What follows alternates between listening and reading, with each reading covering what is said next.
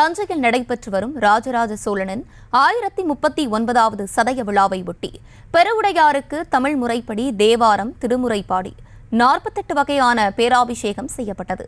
கூடுதல் விவரங்களோடு இணைகிறார் செய்தியாளர் ராஜ்குமார். ராஜ்குமார், வணக்கம். விவரங்களை வழங்கலாம். தர்ஷினி, அதாவது தஞ்சையை ஆண்ட மாமன்னர் ராஜராஜ சோழன் பிறந்த தினமான ஐப்பசி மாதம் சதய தினத்தன்று ஒவ்வொரு ஆண்டும் சதய விழாவாக உலக புகழ்பெற்ற தஞ்சை பெரிய கோயில் 2 நாட்களாக நாட்டியம், கலை நிகழ்ச்சிகள், பட்டிமன்றம், திருவீதி விழா என வெகு சிறப்பாக நடைபெற்று வருகிறது. திருமுறை தேவார பாடல்கள் பாடி தமிழ் முறைப்படி சிறப்பு பூஜைகள் செய்யப்பட்டு திருமுறை வீதி விழா தஞ்சை மாநகர ராஜவீதியில் நடைபெற்று வந்தன.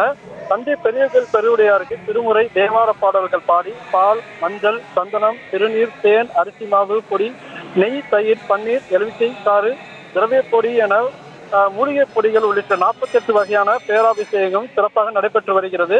பின்னர் மல்லிகை பூ, கதம்பம், ஜவந்தி உள்ளிட்ட பல்வேறு வகையான பூக்களை வைத்து பெருவுடையாருக்கு அலங்கரிக்கப்பட்டு மகா தீபாரதனையும் காண்பிக்கப்பட்டு வருகிறது. ஏராளமான பொதுமக்கள் தரிசனம் செய்து வருகின்றனர். தர்ஷினி,